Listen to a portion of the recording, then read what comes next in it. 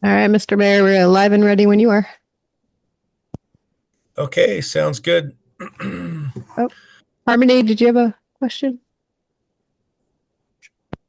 Oh, okay. All right, I think we're good to go, sir. Okay, sounds good. We'll go ahead and call the meeting to order. It's a regular meeting of the Seldovia City Council for Monday, October 14th, 2024. Time is 6:06 p.m. And we'll go ahead and do roll call. Kennedy. Oh, sorry, he's still not with us here. Peyton. Here. Keithley. Here. Langbart. Here. And Rojas. Here. Okay, sounds good. We have 4 in attendance, so we do have, plus myself, so we do have a quorum. And if one of you could lead us off with the Pledge of Allegiance, please.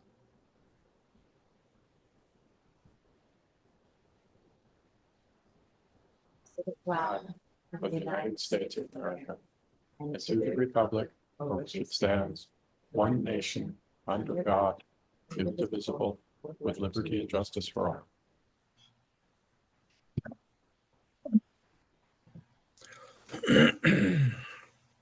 Okay, thank you. Okay, so item C, excuse absences. Right now we have none.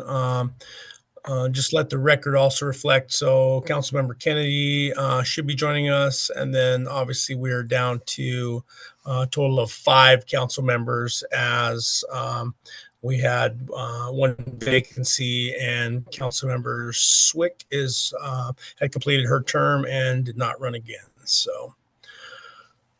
All right, item D, agenda approval. We'll look for a motion to approve tonight's agenda. I'll make a motion. Oh, go ahead. Okay, to approve tonight's agenda. I'll second that. Okay, we have a motion to approve tonight's agenda by Keithley with a second by Rojas. Any further discussion on the agenda before we vote?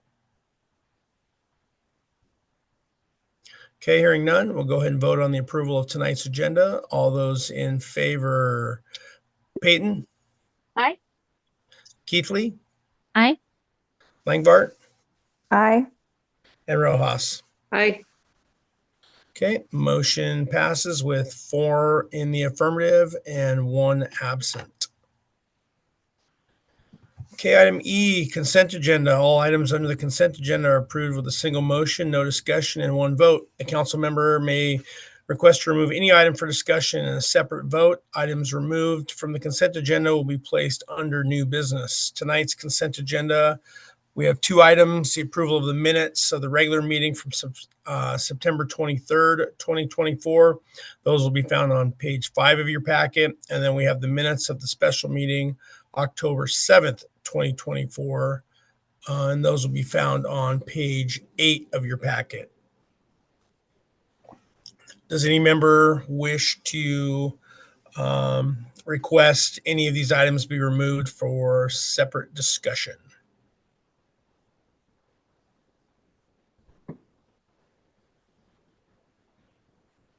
Okay, hearing none, I'll look for a motion to approve tonight's consent agenda. I'll make a motion to approve tonight's consent agenda. I'll second that. Okay, we have a motion by Rojas to approve tonight's consent agenda with a second by Langbart. Any further discussion on the consent agenda before we vote? Hearing none, we'll go ahead and vote on the approval of tonight's consent agenda. All those in favor, Peyton? Aye. Keithley? Aye. Langbart? Aye. Rojas? Aye. Okay, motion passes with 4 in the affirmative and 1 absent at the moment here. Okay, thank you everyone for that. Let's see here.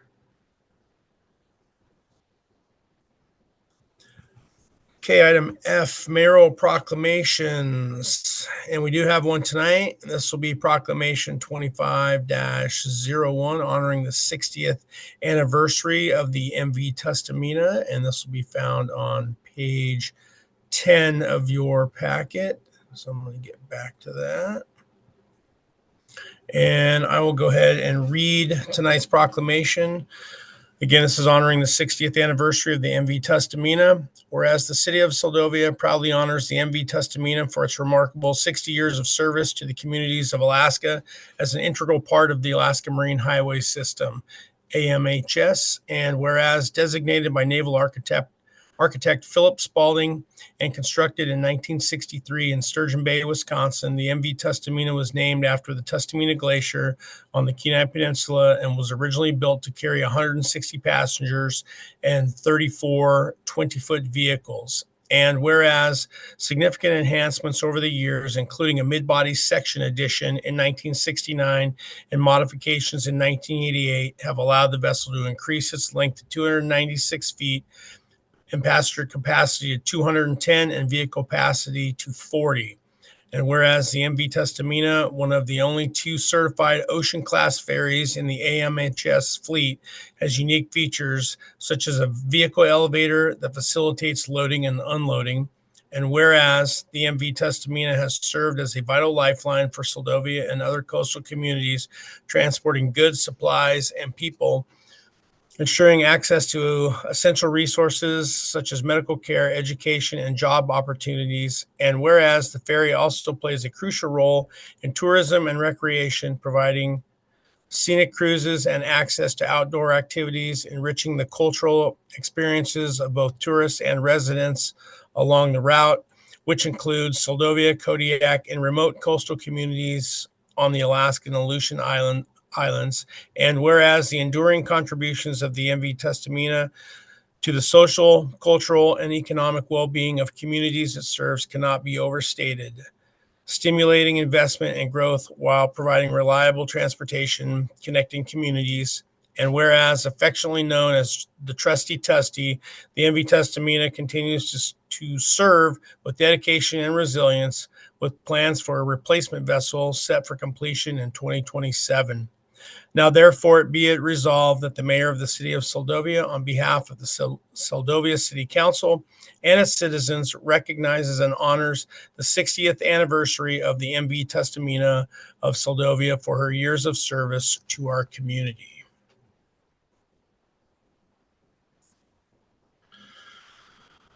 All right. Anyone else care to add any comments? Mr. Mayor, if I may. Yeah, go ahead, Vivian. Oh, that's a wonderful proclamation. Are we going to send it in? Are we going to give it to the boat captain when he comes in? What's the idea? Do we have something in mind? Yeah, through the mayor, if I may, we were going to send it down to Juneau, but open to other ideas. Oh, okay. I was just wondering if the community was thinking about doing any sort of special thing when the boat comes in at some time, or sending a goodie gift bag or gift basket to the captain and the crew, something like that. But I think it's a great proclamation. I was just wondering if there was anything that anybody had talked about. We haven't, but that is an excellent suggestion. Yeah, we've got a little time left. We might, on top of sending it down to Juneau, we could certainly print out a copy and catch them. If hopefully we can get them in there on a few more sailings here before the end of the season. We got a couple weeks left here. I hadn't heard of any more scheduled downtime, but hopefully we'll get them in here, and I can hit them up if I'm in town on a Sunday or something and go down and hand that off. Or if you guys are there, we've got a few different options to do something there. So yeah, just an idea. Yeah, appreciate that, Vivian. Anyone else care to comment?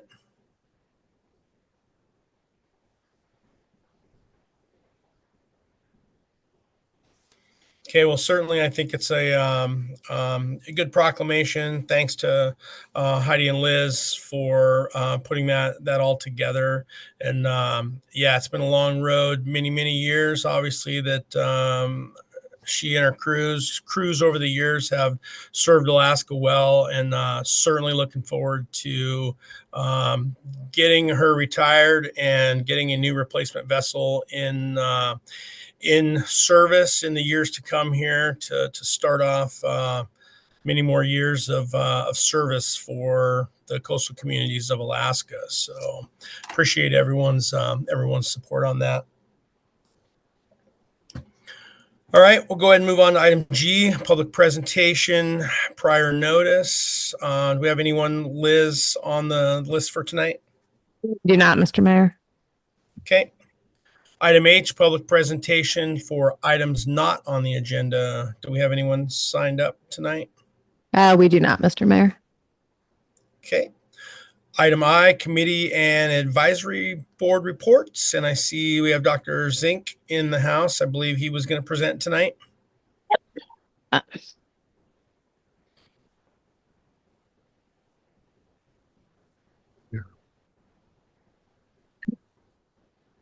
Hello, I'm just here to kind of summarize the recent meeting we had, the advisory council meeting. We met on September 19th and 20 in a 2-day meeting. There were some activities that were covered that I'll just briefly go through. The first being, there was an activity report from Alyeska Pipeline Service Company, which there always is. This one, however, had a emphasis on Alyeska's efforts to address the concerns identified in a report commissioned by the council about 2 years ago that was titled Assessment of Risk and Safety Culture in Alyeska's Valdez Marine Terminal. And that report grew out of some feedback that the RCAC was receiving through various sources. There were some concerns. The highlights of that report are that Alyeska has reviewed processes that the report identified as problematic and developed a management action plan. They've prioritized completing a backlog of repairs and maintenance. That was a big concern that was identified in the report.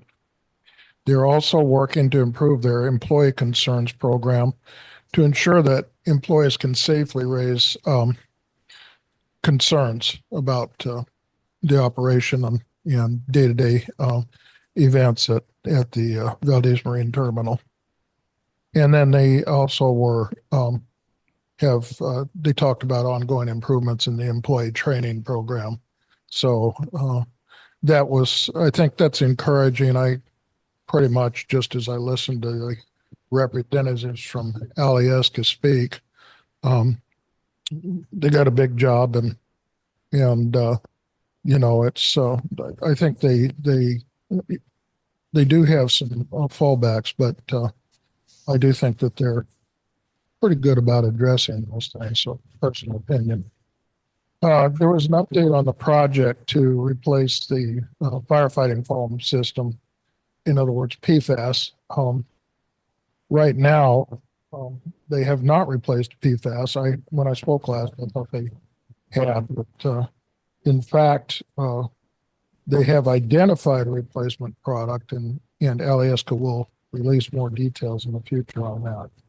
So, and I think probably there's a lot of communities that are waiting to hear on that, So, okay. The Government Accountability Office came in to Valdez and to review safety oversight of the Trans-Alaska Pipeline System, including the Valdez Marine Terminal. They review federal programs on behalf of Congress and provide fact-based, nonpartisan information to lawmakers and federal agencies that can be used to improve government.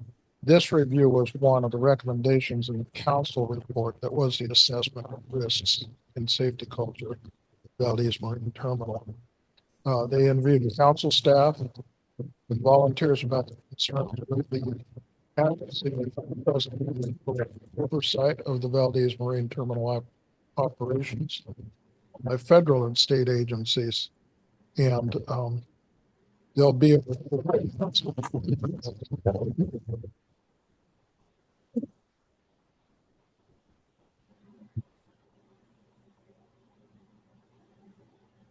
heard from two representatives of an oil field that's under development. I referred to this last time a little bit too. It just gradually, that information kind of trickles in, but the original field being developed is being developed by Repsol, which is a Spanish company, and their partner Santos, which is an Australian company. They're moving along. Right now, they're submitting oil spill contingency plans to the Alaska Department of Environmental Conservation. If the review schedule proceeds as expected, they anticipate being ready to ship oil in August. One of the things that they highlighted in that particular presentation is they've kind of taken a new approach to drilling, which is to drill just a small area underground to fan out the lines and so on to access different fields. So I have to say, I'm not sure I've seen that before, but it's an innovation. So there must be a new twist to it there someplace. There was a report on non-indigenous marine species, those that are critters that are coming into Alaskan waters that aren't from here. And with shipping, there's always that issue of transporting them in on the hulls of ships and in ballast water. So that study is ongoing. Ballast water can't be dealt with because at the Valdez Marine Terminal, they offload ballast water and treat it. Hulls of ships is a whole different thing. In addition, it was pointed out that climate changes play a role in this. So right now there's 3 of possibly 4 non-indigenous marine species that have come into Prince William Sound. And these are, it said 2 of the 3 have not been detected in previous studies. So they kind of keep an eye on it and do what they can. You know, they didn't really identify anything that, no, can't deal with it. It's natural, you know, so, but the ballast water treatment is probably our best defense at this point. So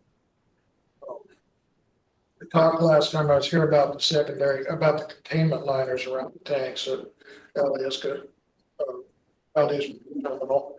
And they're still doing tests on that and trying to find ways to deal with it. Right now, they're experimenting with electronic means, and what they're experimenting on is the containment liner that surrounds the whole tank. Each 2 tanks has a containment liner, but there's this larger one, and it's buried in the gravel.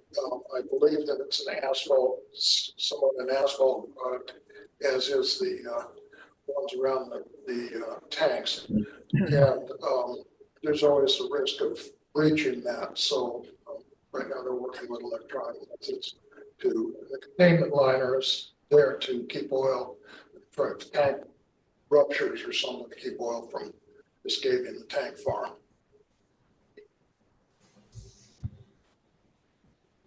So those tests they emphasize as being non-destructive tests too.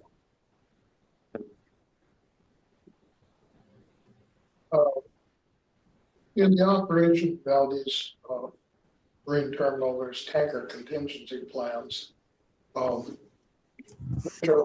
what we do if there's a spill, and also how do they, is it a plant that's unit? There's one of the things that's happening is old, what they call library barges, which can take on spill material and so on, being replaced by new one. It's an ongoing process that started in 2018. I'm the newest barge came on board in April, and it's the third replacement in the past 6 years. So some of these barges are quite old. Yeah, it's right there.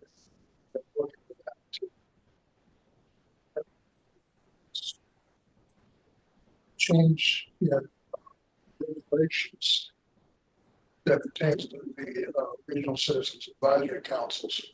Both essentially inlet were listed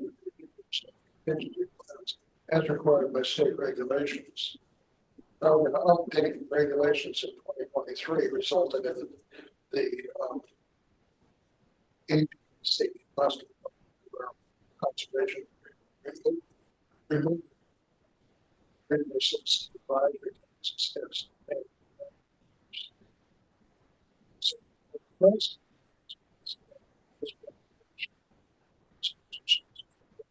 so three major exercises.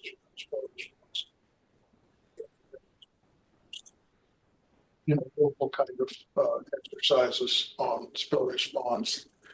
And I asked for and have not done yet how many spill response exercises per year typically, and what the reduction is. But so that's all the information I have to offer you right now.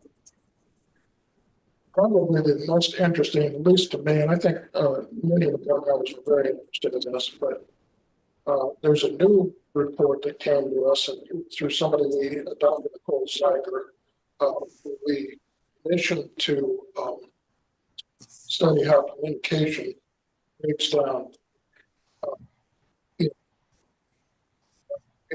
context of shipping and all that. Yes, there's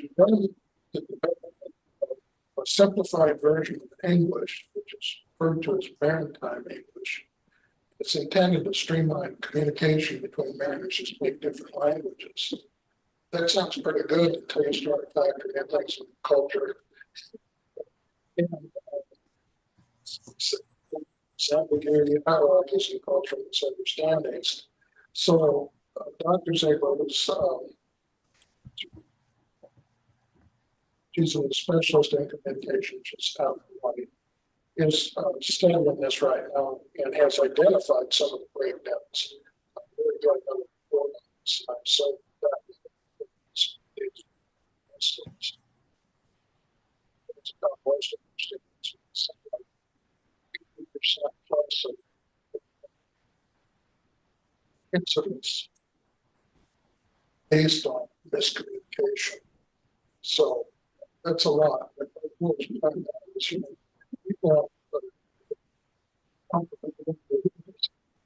And so, time English.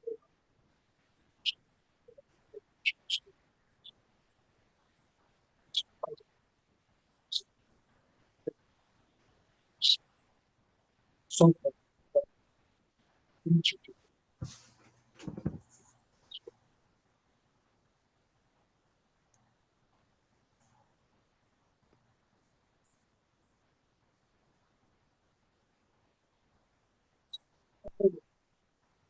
summarizes the version.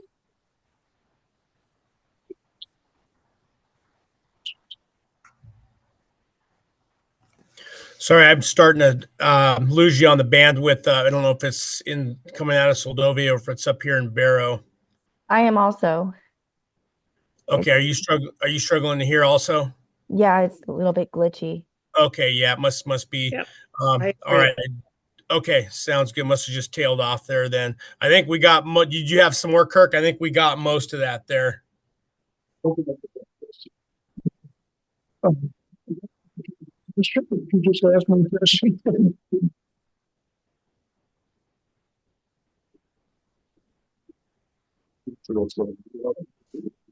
So, probably,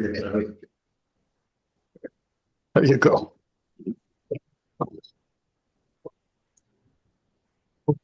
Okay. Get out of it. Loaded.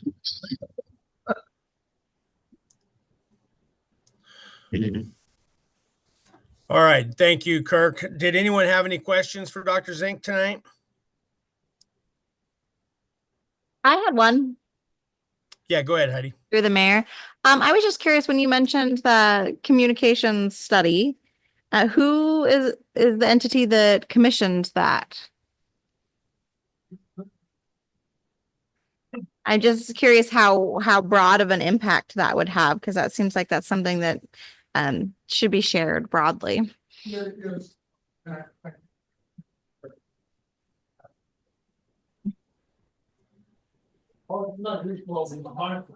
Sorry. Yeah, I think it might be that mic because I can hear you loud and clear, Heidi. Okay, am I being heard? Yeah, there we go. Okay. Perfect. There we go. Answer to Heidi's question is I don't know, but I can quickly supply you with a response because it's sitting on my desk at home. So, but it's University of Hawaii is where this study is coming out of. There's somebody else from another university involved. And I think that this has a lot of potential. Mhm. I think what I got from that whole presentation was, and it was really interesting, is that people have looked to place the blame for maritime or the cause for maritime incidents in various places. And what it seems to be filtering down to is 80% plus are the result of miscommunication. And the way people do different cultures communicate also. It's also the culture of the ship and how people conduct themselves on board and what's expected by the captain and so on also. So Yeah. anyway, it's pretty interesting. So I'll get that name to you. To the mayor. Thank you, Dr. Zink. Yeah, I find that really interesting. Can't Okay. wait to hear more. All right. Any other questions? I did have one question, if I may. You Yeah, said go ahead. the Regional Citizens Advisory Committees were no longer doing plan review. When was that decision made, or how long has that been? 23 and then finalized it from just recently. I looking at my work.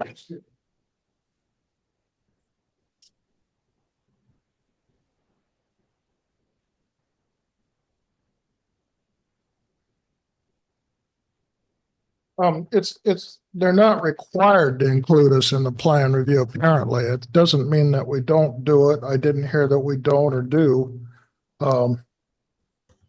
But I think the problem is that both of the regional advisory committees should be included in on this.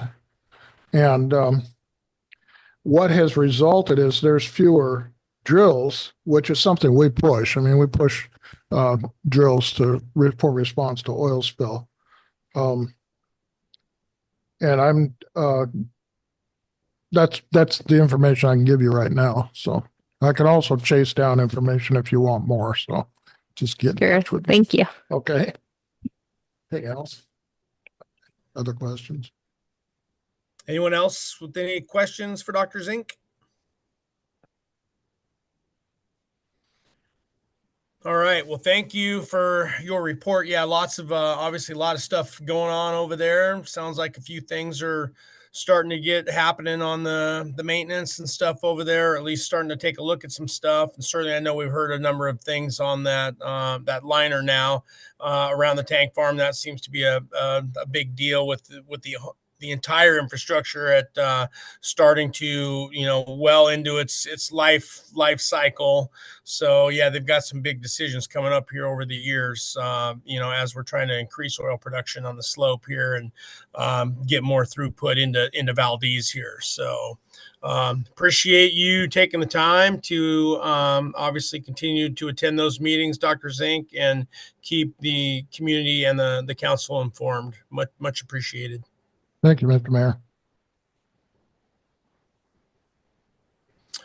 All right, Liz, do we have anyone else for committee and advisory board reports tonight? No, we do not, but I did want to note that Councilmember Kennedy has joined us now. Okay, great. All right. Let's see, I'll probably see him over. Yep, there we go. I got him on my other screen there. Okay.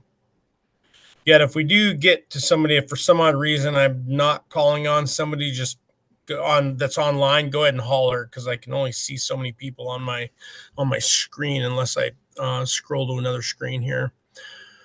All right, that concludes, let's see, that was item I. We'll move on to item J, administrative reports, none. Item K, public hearings.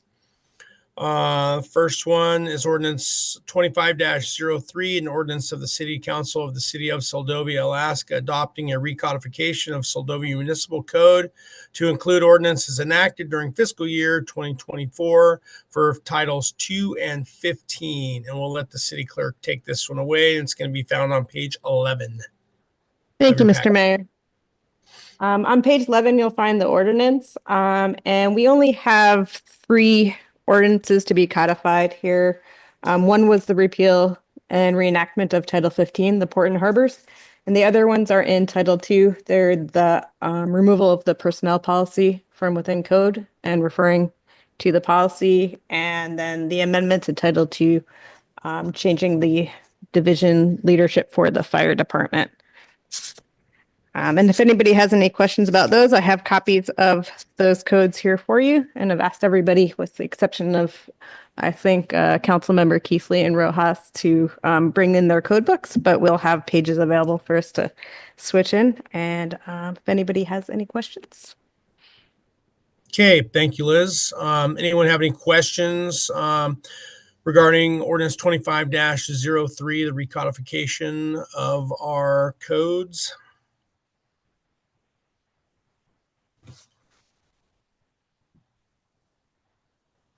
Okay, hearing none from the council, we'll go on to anyone from the public signed up or wish to weigh in on ordinance 25-03. I don't see any, Mr. Mayor. Okay, we'll bring it back to council. Obviously, this is something we go through every year for our housekeeping purposes, keep our code, our municipal code, up to date and current. And this is something that is just good housekeeping practice. And obviously, I'll be supporting the passage of ordinance 25-03. Any further discussion on ordinance 25-03? Okay, if not, we'll look for a motion to approve ordinance 25-03 tonight. I'll make a motion to approve ordinance 25-03. Second. Okay, we have a motion from Councilmember Rojas to approve ordinance 25-03 with a second by Councilmember Payton. Any further discussion on the approval of ordinance 25-03 before we vote? Okay, hearing none, we'll go ahead and vote on the approval of ordinance 25-03. And all those in favor, Kennedy, Aye. Payton, Aye. Keithley, Aye. Langvart, Aye. and Rojas. Aye.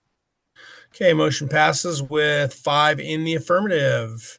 And that is ordinance 25-03. Thank you, everyone, for that. Move on to item K2, and that is a request for public input for fiscal year 2024 community development block grant projects for consideration. The city manager will lead this one, and this will be found on page 12 of your packet. Thank you, Mr. Mayor. And hopefully you guys can all see that screen share. This is a requirement of the CDBG to have a presentation and a public hearing for public input on desired projects. Let's see, go to the slides. So this is similar to the presentation given last year, but it's a good overview of just what the program is, what the requirements are, and eligible projects as well as ineligible projects for the FY24 Community Development Block Grant. So Community Development Block Grant is a flexible source of competitive funding for a broad range of community development activities. Grant funding is available for 3 project categories: community development, planning, and special economic development. Most projects you'll see will be community development or planning. Special economic development has another set of stipulations, is a little bit more stringent. The overall mission of the State of Alaska CDBG program is to enhance the quality of life for low and moderate income residents, particularly in rural Alaska. The CDBG program fulfills this mission by acting upon its defined goals and objectives, and you'll see listed there the national program goals.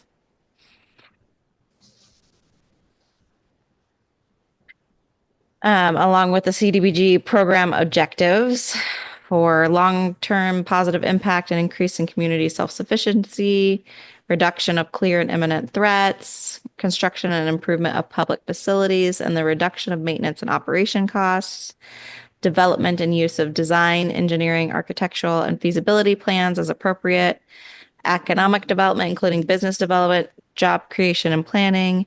That has to have evidence of strong local support, which is inclusion in a local community economic or capital improvement plan, use of local resources in combination with the CDBG funding. So really, I hope you guys all had a chance to review the packet for the work session. I know that was canceled due to a lack of quorum, but those projects are a really good place to look for ideas for this program. In order to qualify, the benefiting population of the grant has to be 51% low and moderate income persons. We did have a survey in 2018, and we were determined to meet that need. We may need a new survey, and I didn't update the dates for this for FY 2024, but I don't believe so. Recently in the applications we've been pursuing, the funding we've been pursuing, it lists us as low income and disadvantaged. So I think we are fine there, but I have to still double check on that. Funding: an applicant may apply for a maximum amount of $850,000 during a funding cycle to address eligible community needs. Each applicant will be required to provide matching funds. So any project, you can only put one forward, and anyone think it's going to be 25% match fund by the city. This is a list of community development eligible projects. So you see that public facilities, transportation improvements, access to public facilities and structures, real property, that can be acquisition, building removal, improvements, fire protection facilities, and equipment. Planning includes data collection, analysis, plan preparation, feasibility studies, updates to plans, community land use plans. Oh, yeah. Are we having technical difficulties? Can you guys hear that on that end? Yeah, no, we're hearing you guys loud and clear. I am. We have a request from Radzi that I guess we need a 5-minute break. We're having technical difficulties in the room. Huh. Okay. Yep. We can take a short break. You just want us to stand by here until you're ready to come back?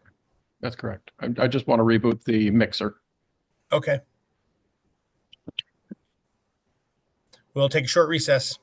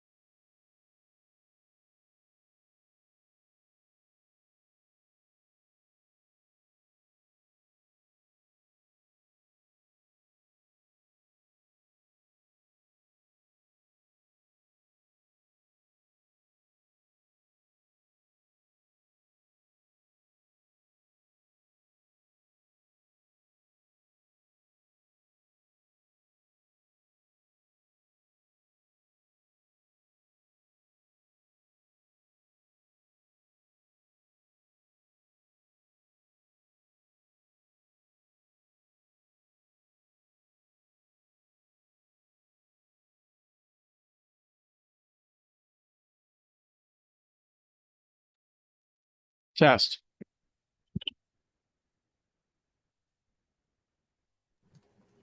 Yeah, loud and clear.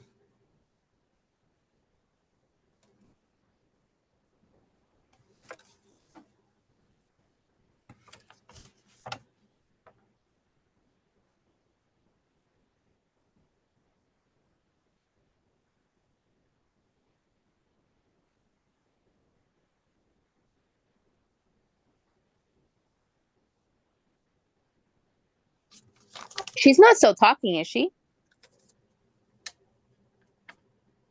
I don't think so. All I heard was test from Radzi. No, we're all quiet on this end. Okay. When Heidi gets back, we can restart though. Okay. Sounds good.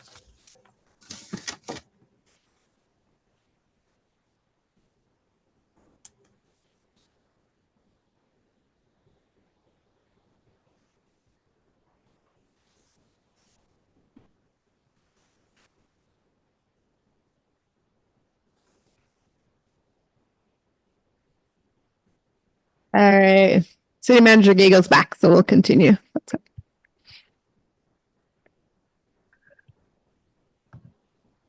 Okay. We got everybody back. We'll go ahead and call the meeting back to order. Thank you, Mr. Mayor. Sorry about that. So No you'll see worries. special economic development projects that are eligible on the screen. Really, these are projects that are going to provide some kind of revenue, economic development based source back to the community, and are not utilized as much.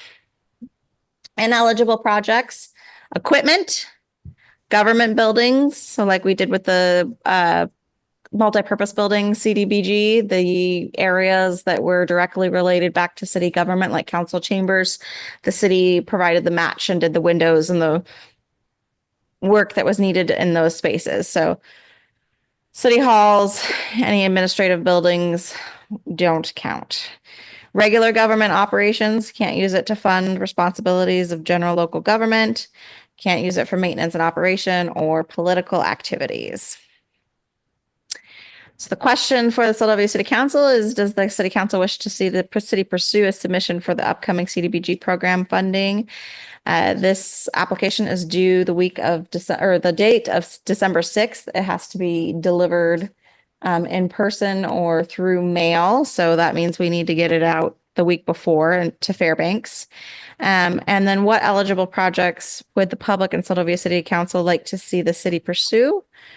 I did provide a couple of examples based on our CDB or our CIP and discussions we had last year.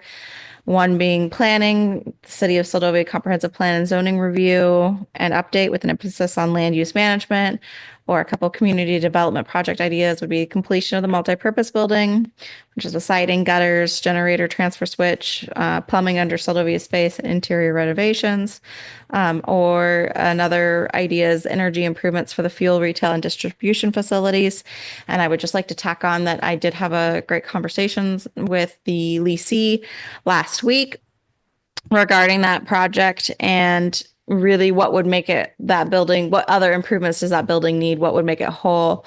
And there are some other improvements that could be utilized to complete or to do a full thermal envelope improvement, like new siding, new windows, a new back bay door, new insulation. They don't have any insulation in the outside structure, just on the interior office and store area that they're in. So some of those are some of the things that they've asked for the city to look into if we're pursuing funding, and that is included in the CIP draft that hopefully we'll be discussing in the future. So it just would be more than just the roof. It would be a whole thermal envelope improvement project for that space and the building on the dock. And then any other ideas, and I'll leave that to council and public. Thank you. Okay, thank you, Heidi. Appreciate that. We'll go ahead and open it up to the council for any comments, questions regarding the input for the CBDG grant funding that's coming up on December 6th. Mr. Mayor, if I may. Yeah, go ahead, Vivian. Yeah, I'm in favor of going for this application, and I would pursue, or the city pursue the finishing up the multipurpose room, or the building. If we can get funding to complete that, that would be great. I'm not sure if we could, there's just one item that you can apply for, right? So we couldn't do both multipurpose building and the fuel and lube building. It'd be Through the mayor, correct. Yes, only one project.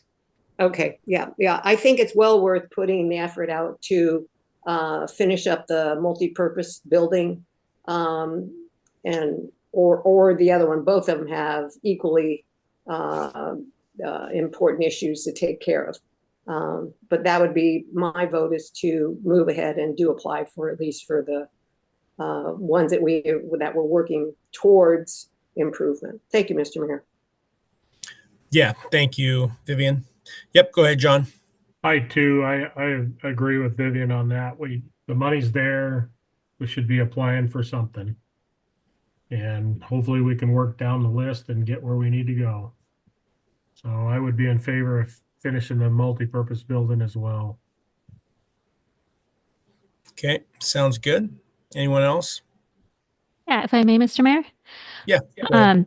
That the multipurpose building was also the first place that I went to. And so I wanted to pull up the page on here to kind of remember like what our figure was for the whole project.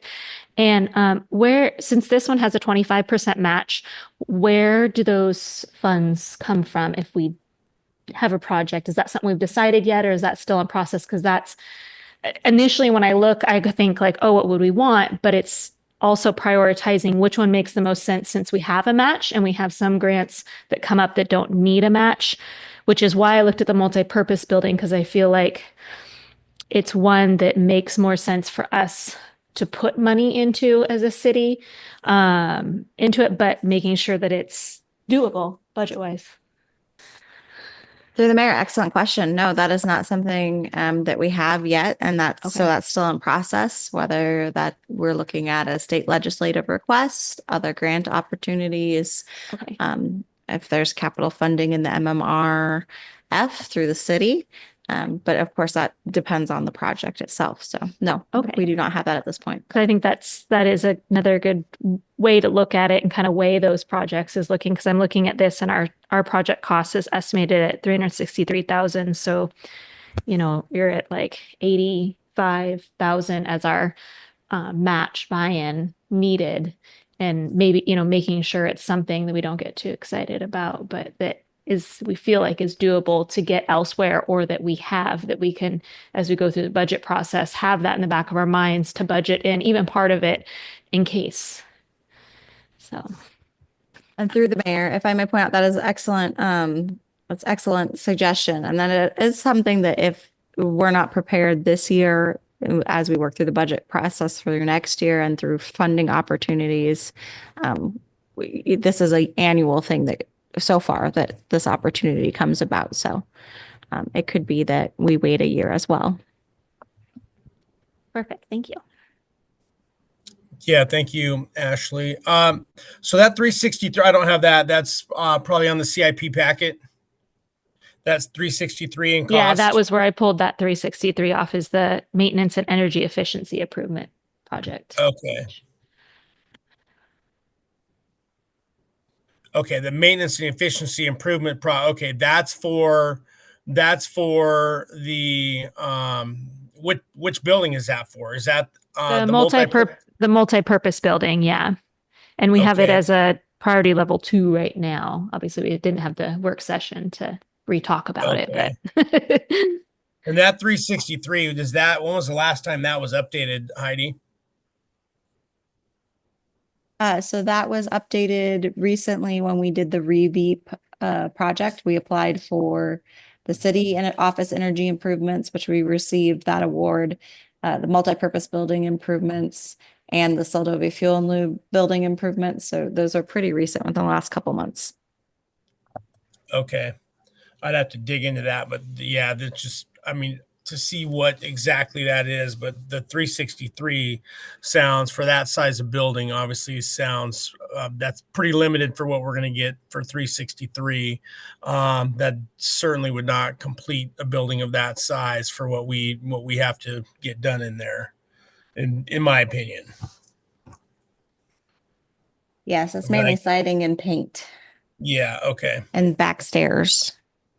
okay.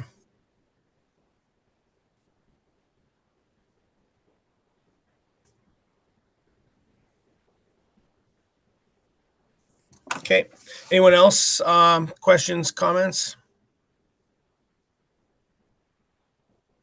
Mr. Mayor, if I may just, Yep, go ahead, Vivian. yeah, Councilmember Keithley brought up a good point, and that's what we're always looking at with grants. Grants are great things, but if you have to have a matching part of the grant, how does Seldovia come up with those funds? And that's something we always have to consider, and how we find that matching money that to help put us forward with the grant is always a question. And so, as our city manager said, perhaps have it in our budget and see where we sit and where these monies are going to come from. Otherwise, sometimes it's not worth going, sadly, going for the grant if you can't support it with matching monies from the city. And it's usually a pretty good chunk. But for clarification, what we're talking about, the multi-purpose room, is putting siding, re-side it, and paint it, and then the stairs out the back, is what I heard. That is the majority of the improvement. If you have access to the packet for the work session that was canceled, it is included in there and on page 11. And as it states on the presentation, sorry, let me pull it up.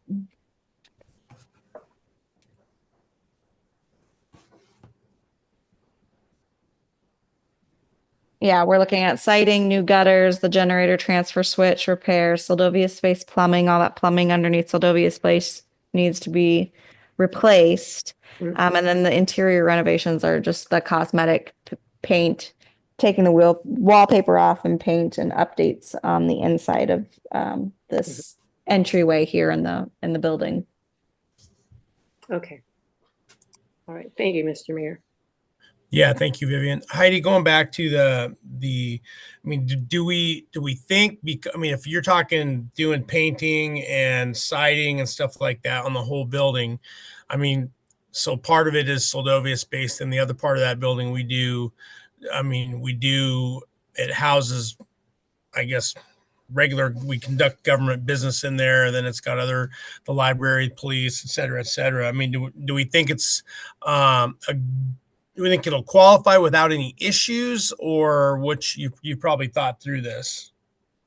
It would qualify. I mean, it's qualified in the past. Certainly the siding of the whole building, we were able to roof the whole building.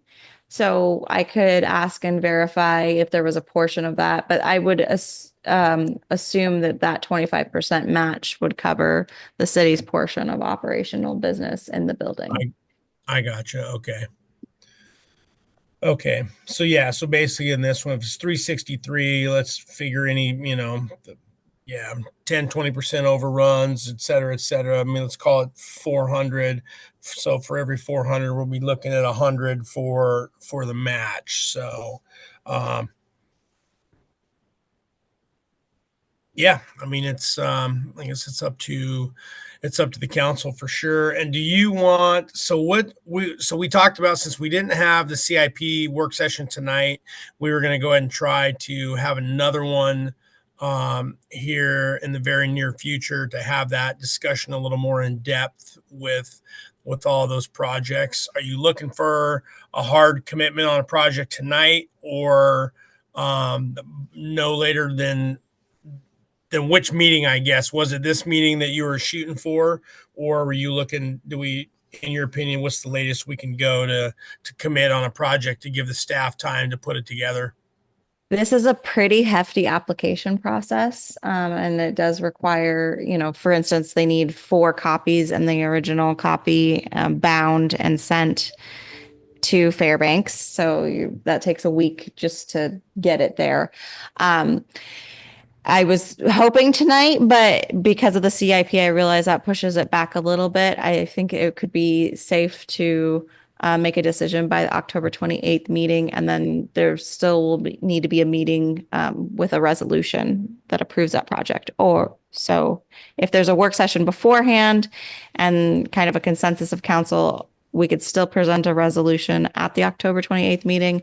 Otherwise, decision at October 28th and then resolution at November 11th. And we may not have a second meeting, well, November 12th because of Veterans Day. We may not have a second meeting in November, depending on business and people's schedules. So it gets a little close, but there's still time. Okay. Okay. No, I just wanted to throw that out there. So, okay. Okay. And then what about in terms of other than this meeting have you guys received any other public input, written or otherwise, any other public communications from the general public on any ideas? We have not. And I was going to also throw out there, because we know that that's a direction that you may be leaning. I can look into budget and other funding options for the 25% match and bring some solutions back too as well for that. Okay. All right. No, sounds good. Sorry, I talked over somebody there. Was someone trying to get a word in there?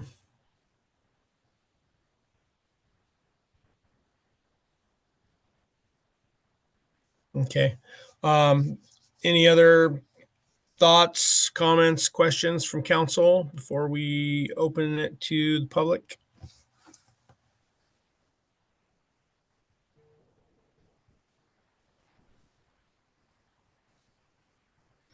Okay. Let's see. We'll go to the public. Do we have anyone from the public that signed up or wishes to weigh in on this? Do not, Mr. Mayor. Okay. All right, we'll go ahead and bring it back to the council for final action on what we want to do with this right now. It seems like the only item up is the multi-purpose building.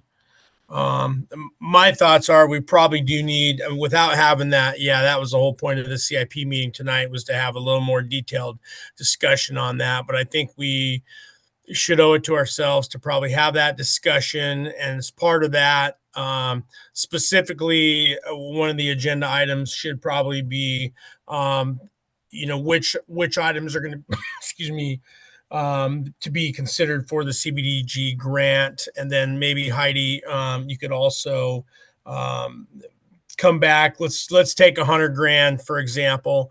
If we needed to come up with $100 for the match, where we might be able to pull that from, because obviously if we do have to come up with that match, and if it was actual real cash from our budget, then there would be a number of other things that would either suffer or perhaps just no gain on fund balances.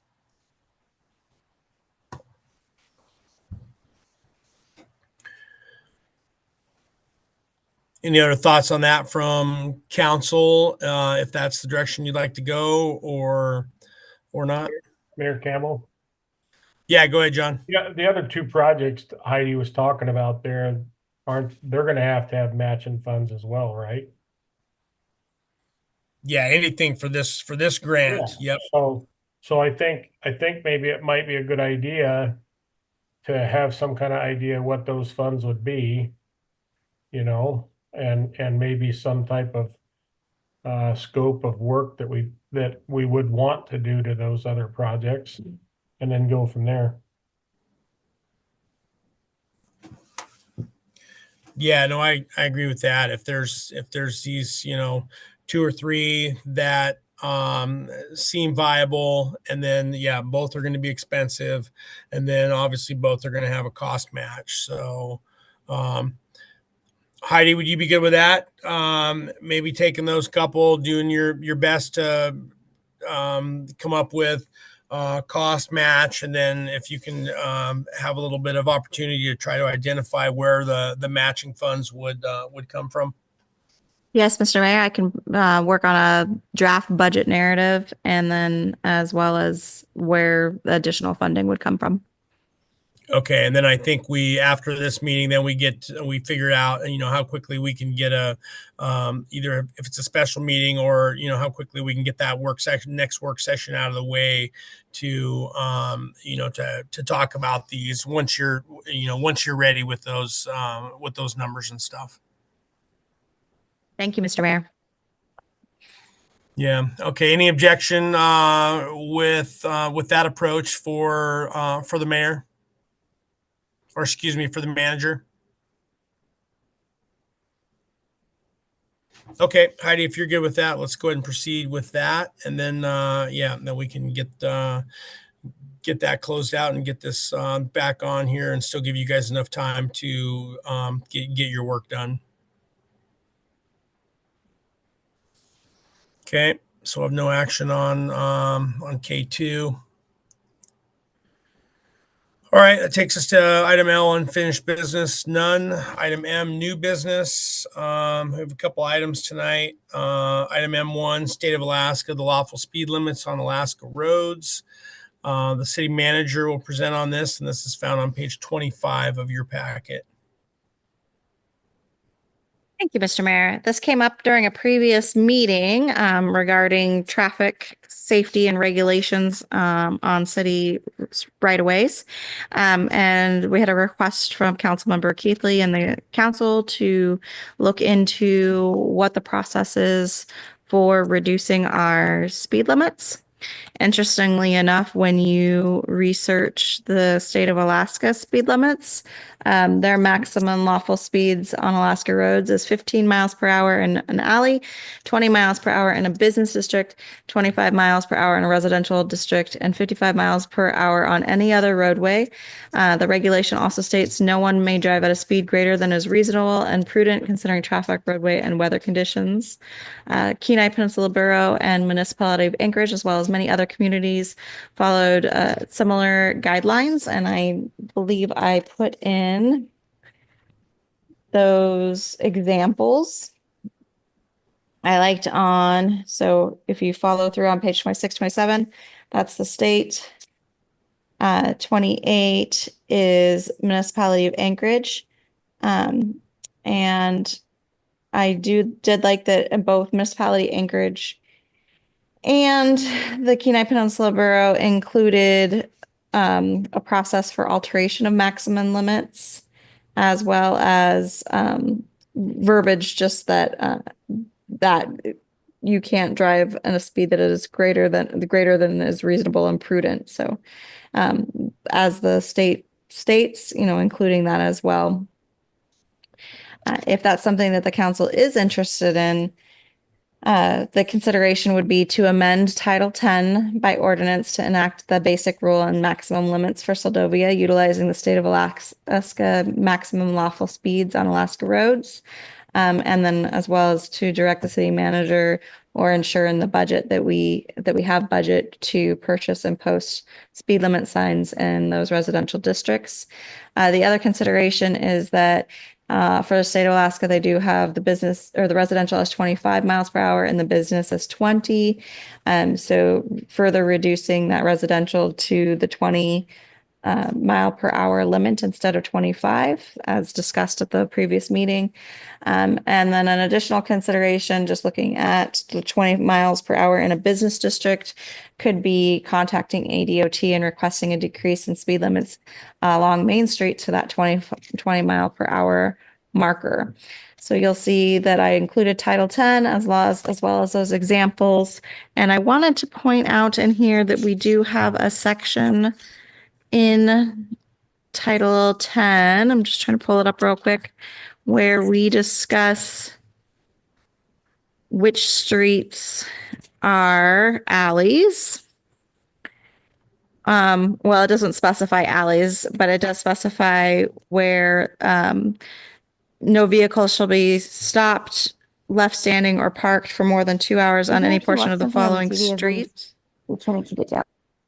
And that is in Title 10, 18, 20. And I'm sorry I didn't include in the packet. But the reason why these streets are listed is because they are narrower streets. So we already have identified the ones that would be considered alleys.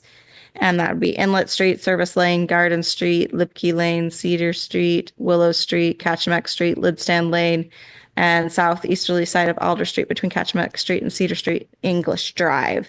So if this is something that council wanted to pursue, then those would be considered, could be considered the alleys that are 15 miles per hour.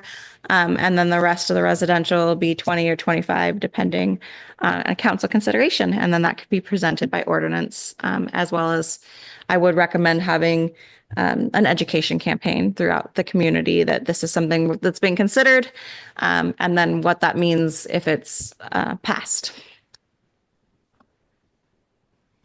Okay, thank you. All right, we'll go ahead and open it up to council for initial thoughts, comments on this. Mr. Mayor, if I may. Yeah, go ahead, Vivian. Yeah, so in order to change speed limits, is it just a matter of going through the public notice and the public hearing and then changing our ordinances? That's it? Or is there more to it than that? That would be it, as well as not, well, that's not it. We would need to notify the court that our minor offense table has changed because our speed limits has changed.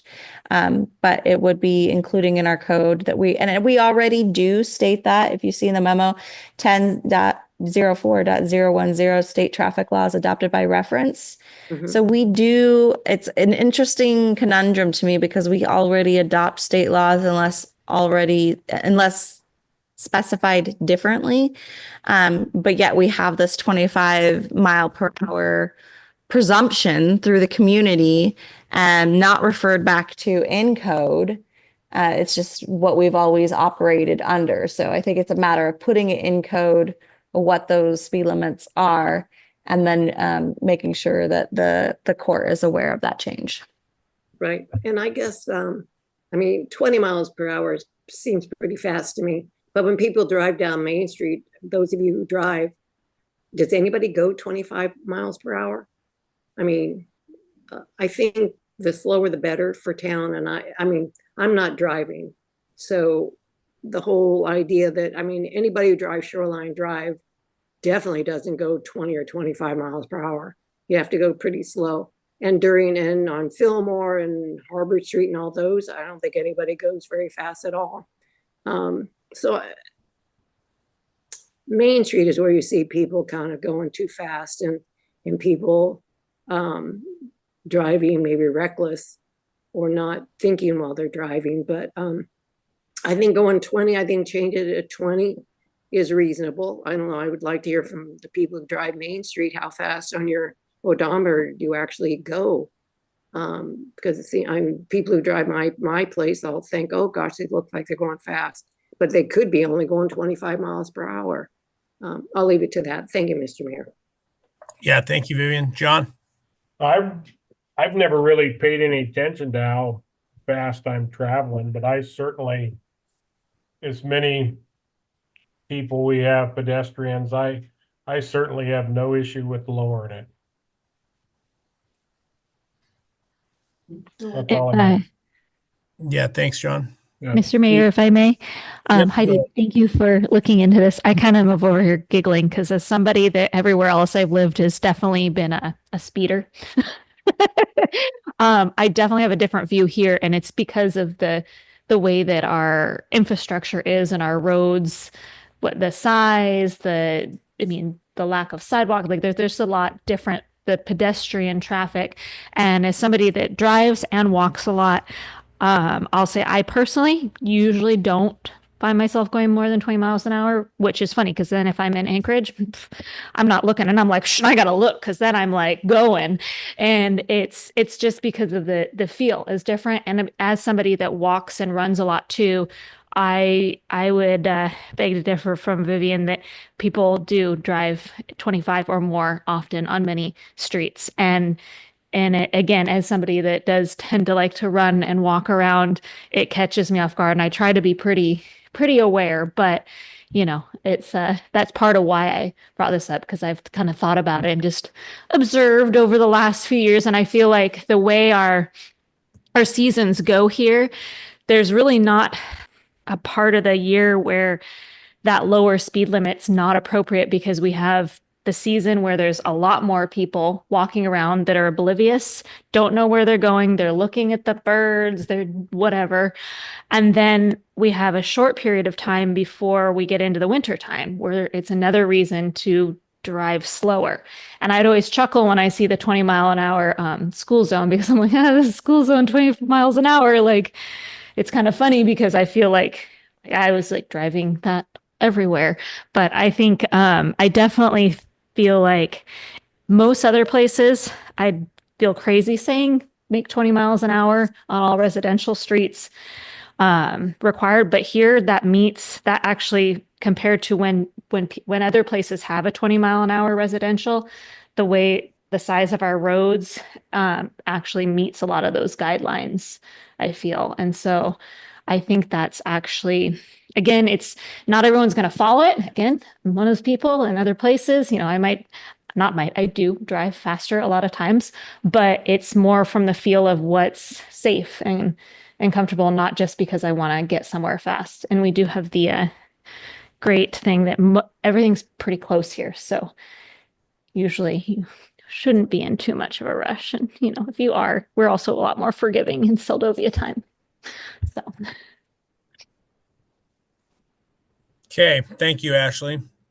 I'll just chime in here real quick. Yeah, because I live on Main Street, and I'm very cognizant of how fast 25 is. And yeah, if you go down Main Street and you're doing 25, you should think to yourself, I'm going too fast. Certainly if maybe the street was deserted and there wasn't a soul on it, but if there's anybody playing on that street or around that street, walking, or kids or dogs, you should automatically, instinctively think you're going too fast if you're doing 25.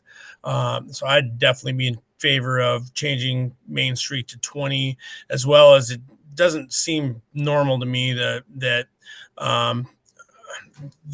residential areas are also 25. And I do agree with Ashley. Most of our streets don't even meet typical road standards for width. And so they're narrow to begin with. So your reaction time is way less than you would have on a normal street, that's not overgrown with alders and et cetera, and have all the obstructions. And then a good number of our streets are either not lit or poorly lit also in the wintertime. So, or, year round, but especially in the wintertime. So it even makes it that much more difficult. So yeah, no, I'm definitely in favor of reducing the streets that make sense on the alleys. 100%. Those are the ones that have are real narrow or real limited on visibility. Those make sense. 20 miles an hour in residential makes sense. And then Main Street at 20 also makes sense to me. So yeah, no, I'm on board for that for sure. Anyone else from council?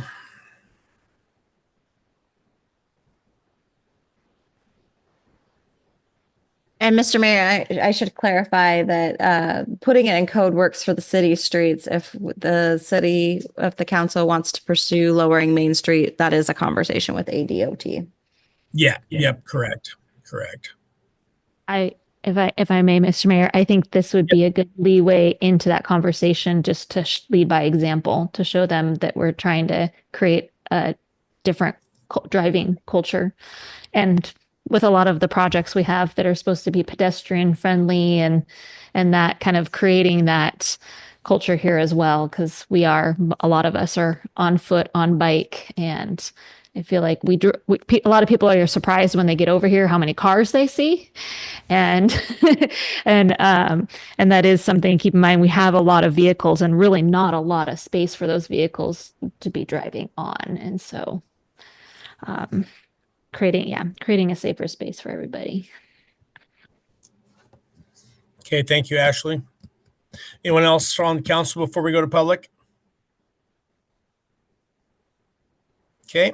Anyone from the public signed up, Liz, or wishes to weigh in on the speed limits? No, Mr. Mayor, we do not have anybody signed up. Okay. Sounds good.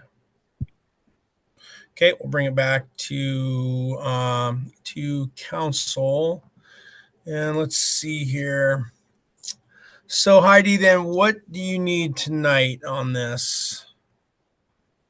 Just direction from the city council. And so if you look at page 29, it's the municipality of Anchorage's code of ordinances.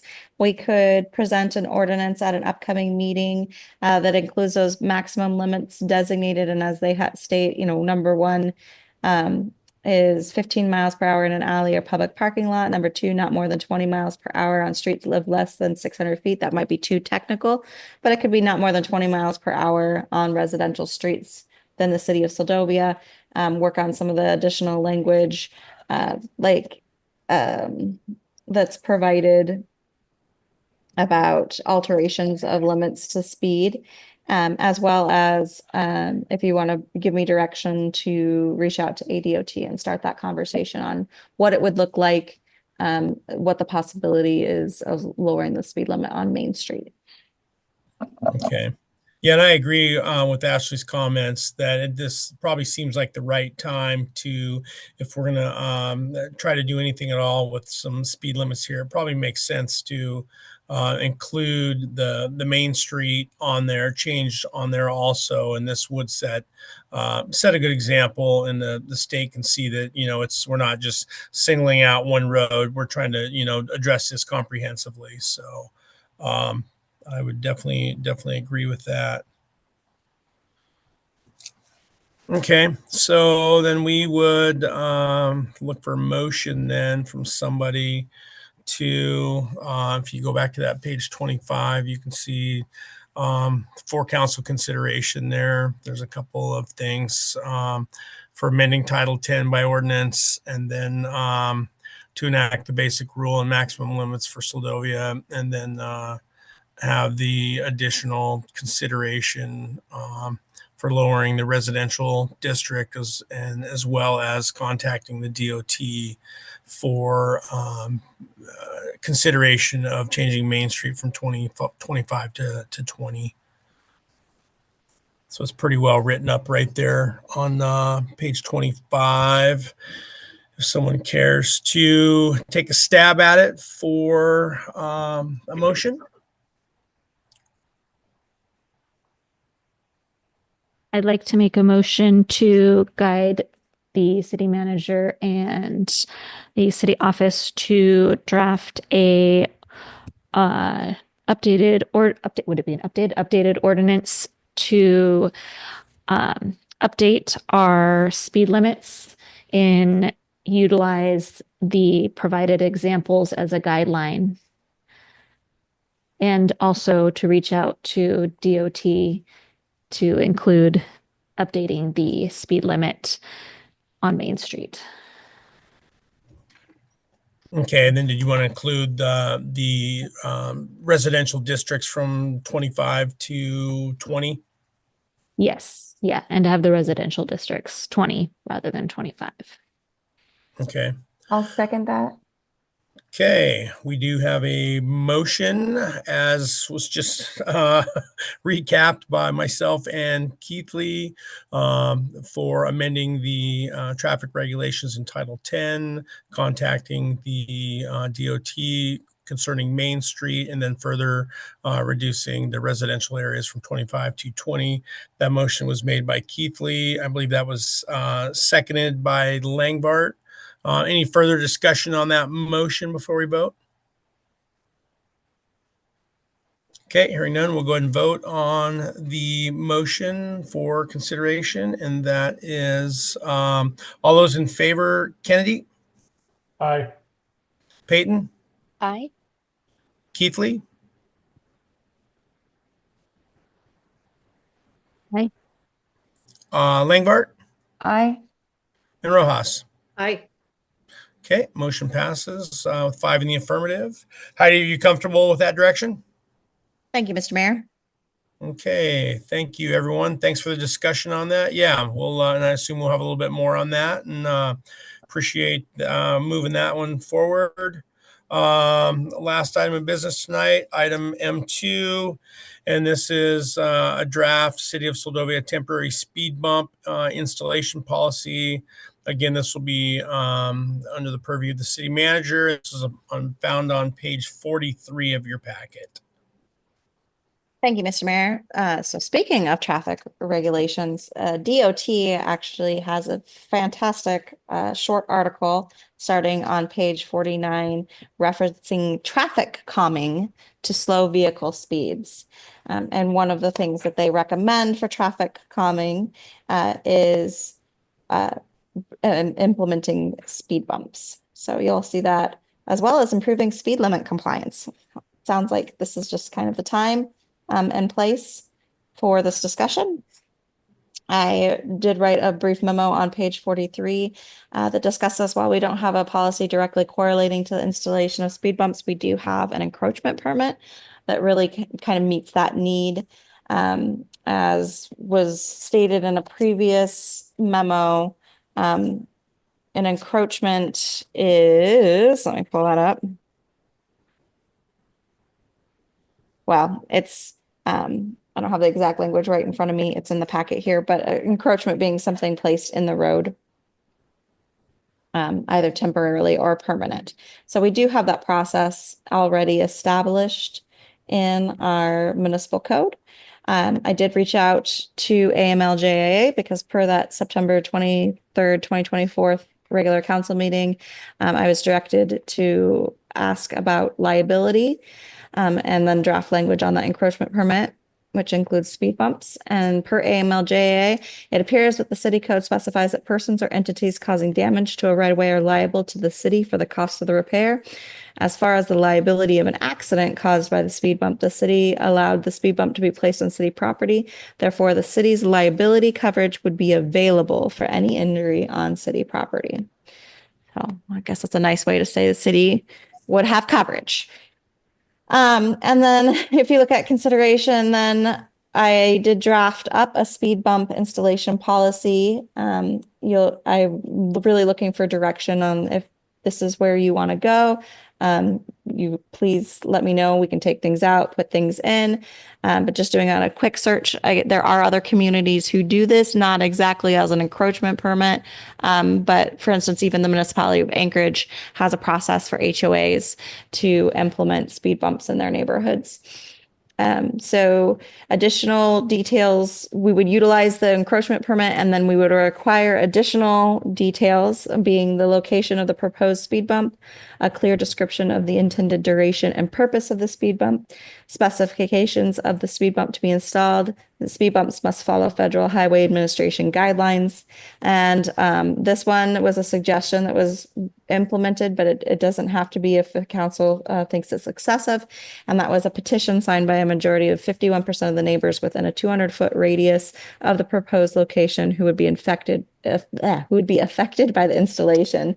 The draft policy also includes review standards, maintenance and installation requirements, a grievance process, permit validity and renewal every 2 years, as well as a process for enforcement. I would also like to point out and note that in our FY25 fee schedule, the encroachment permit application fee is $250 with applicable sales tax. So if this is something that we implemented, it would be implemented by resolution. And you can see a draft of that policy in here on page 45.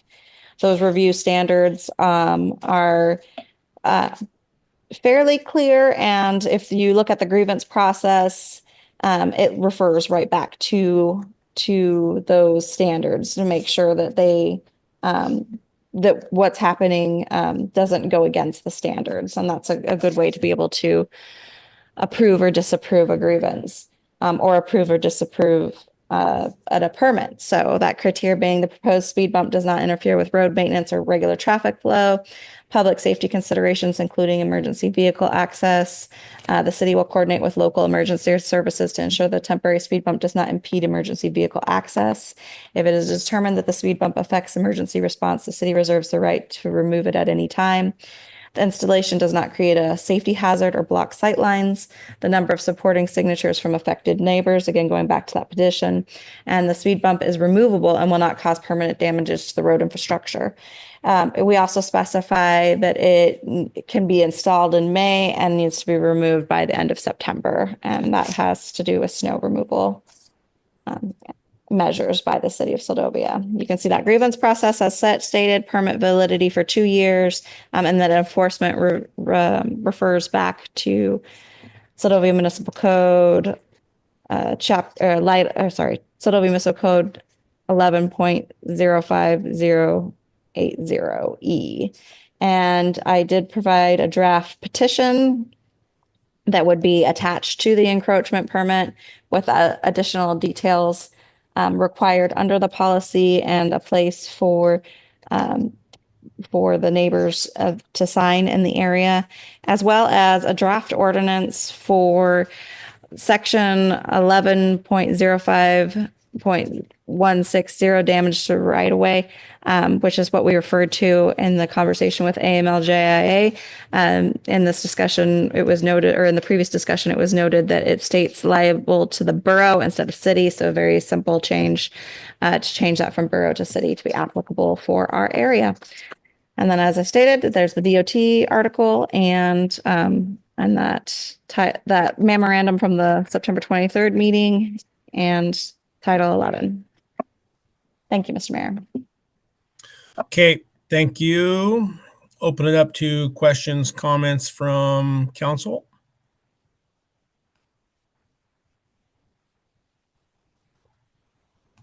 Mr. Mayor, if I may. Yeah, go ahead, Vivian. Yeah, a couple of questions. I like the draft that we've got together here. The one thing I think is missing on it, but I'm not sure if I just missed it, is for the applicant to put down reasons for, to actually elaborate what the reasons are for it. If they feel like there needs to be a speed bump there because coming up a hill and around a corner, whatever, I think we need to make people think about why they're applying for this and what it really means and how the purpose of it. The other thing is, do we or are we going to have a standard type of speed bump that the city, or are we just going to have a mismatch of different speed bumps if people decide they buy on Amazon? And then I heard you say that we are covered insurance-wise, but that also means that we're liable. Is that what I heard earlier, Heidi, what you said, that we would be Through the covered? mayor? Correct. Okay, thank you. Okay, thank you, Vivian. I have a quick question for you, Heidi. And so another thought on this as we're reading this is there, so I think we just briefly touched on it. What's thoughts then if someone brings it up? The city hasn't in the past typically put out speed bumps, but if the city wants to place a speed bump somewhere, what's the process for that? On our city streets, you should just be able to go out and place one. Is that correct? Correct. Okay. Yeah, no, Mr. sounds good. Sorry, Mr. Mayor, if I could get an answer from the city about my questions about the type of, if we have a uniform type of speed bump, are we considering, and then the insurance that we are covered insurance-wise, but we're also liable. And then, yeah, if I could get a confirmation on those things, please. It's through the mayor. So yes, we are covered and we are also liable. And there are specifications for speed bumps that are the Federal Highway Administration guidelines. And those are the ones that you would find like on Amazon, and we can verify as people purchase it. But there's pretty standard speed bumps available for individuals to purchase that meet those Federal Highway Administration guidelines. And I can provide those guidelines to the city council at an upcoming meeting if that's helpful. Okay, thank you. Thank you. John?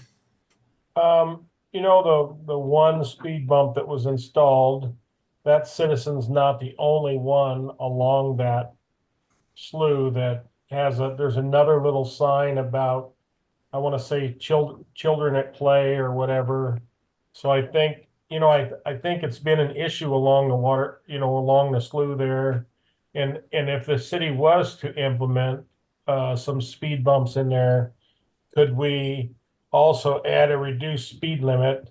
I think 20 miles an hour for that side street is a lot. I mean, I'd like to see us be able to make it 15, especially with all the potholes that are down there now. It's really difficult to drive even 10, in my opinion. And I agree with Vivian, we should have some type of standard speed bump, and we should know what our liability is. Okay, thank you, John. Yeah. Is shoreline, that's 15, isn't it? It is not a 15-foot alleyway, so it'd fall under the 20 unless the city council wanted to designate it otherwise for the Okay. upcoming draft ordinance. Okay. Yeah, no, I agree. I think shoreline. Okay, I thought I'd seen one. I know one sign I see is 20. I thought there was a 15-mile one back there by the bridge, right as you come off where the bridge is at, and you turn onto it right there. I thought I'd seen a 15-mile-an-hour sign there. That from that section all the way up to where it's got the three-way down there. So. Okay. Any other questions, comments on this?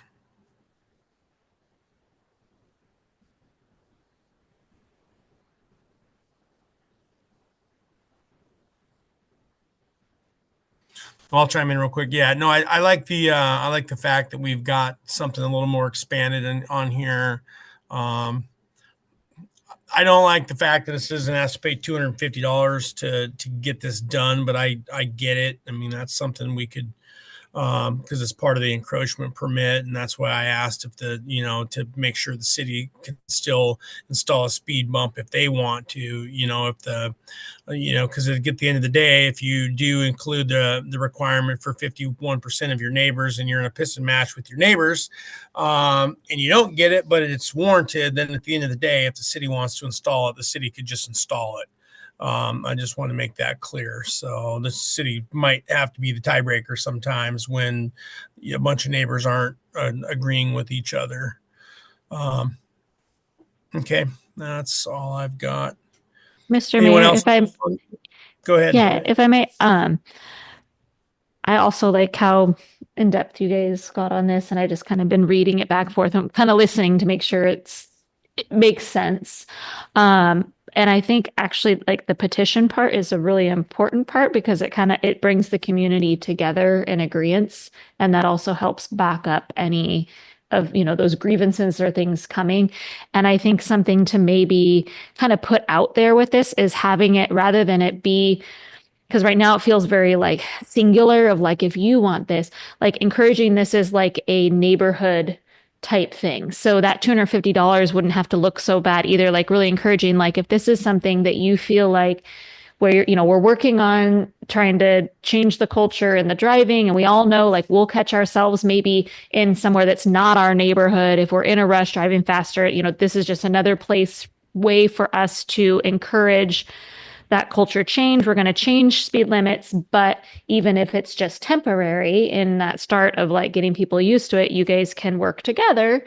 And you need this petition anyways, but you could pull together and it can be a community effort on deciding and implementing it, which then it's not so singular, and hopefully then people aren't like, so-and-so's put this here and I don't like it. It's, it's just like a school zone. It's something there for that area. Okay, thank you, Ashley. Yep, makes perfectly good sense. All right, anyone else on this before we go to public? Okay, hearing none. Liz, do we have anyone from the public that would like to weigh in on this or has signed up? No, we do not, Mr. Mayor. Okay. All right, we'll go ahead and bring it back to council for some final action here on item M2, the draft policy for the temporary speed bump installation. And again, the same thing. That's pretty well spelled out there on page 43 under council consideration.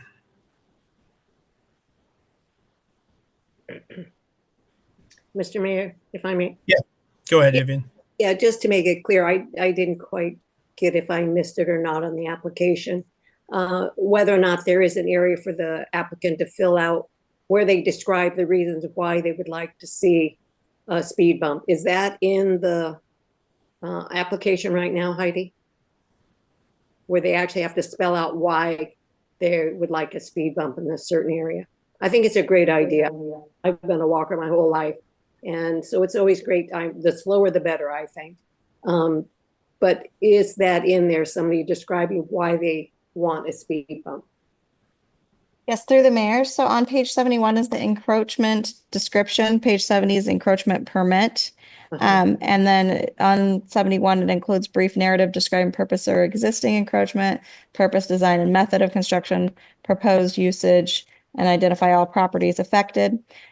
We can update the policy to include a purpose that is required, as required by the encroachment permit, and include that in the policy to make sure that that's clear. Okay, great. I'd appreciate that. Thank you. Yeah, I'm in favor of Mr. Mayor. Thank you. Okay, yeah, thanks, Vivian. Yeah, no, that's that shouldn't be a problem. So.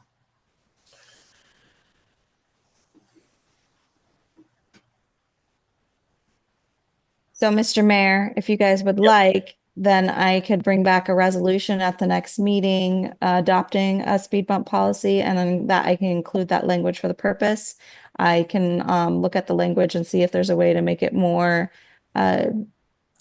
standardized for a neighborhood, so applicants, and including multiple people on that petition page. And then, of course, the speed, I can provide those standards for speed bumps. And then we're talking about speed limits on a separate conversation for shoreline. So we'll continue that conversation. Okay. Yeah. Anyone have any objection to those items for the manager to work on as part of the resolution? Or actually, it would be, or did you say ordinance or it'll be ordinance, right? It would be a resolution for the speed bump policy, but there will be an ordinance that accompanies it that changes that language in 11.05.160 damage to right away from borough to city. It's just a very minor change. Okay. Sounds good. Any objections from council? Not for me. Okay. Hearing none then, Heidi, you're good with that? Yes, thank you, Mr. Mayor. Okay, thank you.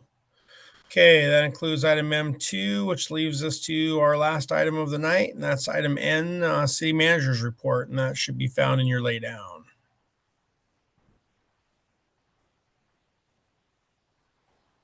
Thank you, Mr. Mayor. So let me just pull that up here.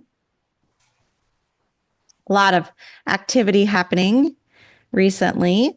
Update on asphalt patchwork. It was going to be scheduled for tomorrow, but due to the storm, there was a delay with the barge. So it's now scheduled for October 21st, next Monday. And we have a quote or an estimate for that project at $25,000, just a little bit over $25,000. And a portion of that will be billed back to Kukar Construction for the work that they've done over on Fulmore Avenue. Not Fulmore. Yes, Fulmore. And then that funding is coming out of the award for material for safe roads of $88,000. We did budget a little bit over that for that asphalt repair. So that'll leave us a little bit left over to go back into the purchase of gravel, crushed rock, and material for the roads. There is an RFP out for that. We've had quite a bit of interest surrounding that RFP. That one also closes October 21st and comes from that funding of $88,000. There's an additional $22,000 that's out there in La Land that's from a federal designation through the CDS requests. And we're hoping to work through ADOT with that and the Denali Commission, but we haven't seen any movement recently on that front. So I will follow back up with that. Boatyard auction took place last Thursday and Friday. We only received one bid, and so one boat was sold and moved. And we have 3 vessels out of the 4 that are that are in the process of being scheduled to be removed and transferred to the landfill this fall. You'll see they started moving them today, and they're going to stage them in the value-added building lot, get them ready. They need to pump some water out and fluids. And then schedule with Hopkins Brothers to be able to move them to the Rocky Ridge landfill. So that'll clear up a little space there. Aqua stormwater management funding. I've been in pretty constant communication with Finance Officer Yeager, even on her travels. She's working on the next phase for the grant, which is due also October 21st. It's going to be a busy day in the office. We're hoping to include new culverts, a sediment basin study, design and engineering for 2 new inlets on Main Street. That'll be one by the Harbor Pavilion, where there isn't one and desperately needs it. You can see all that water puddling there. And then moving or replacing the inlet that is across the street from the Seldovia liquor store and that harbor boat ramp. It's not in the low area where it needs to be.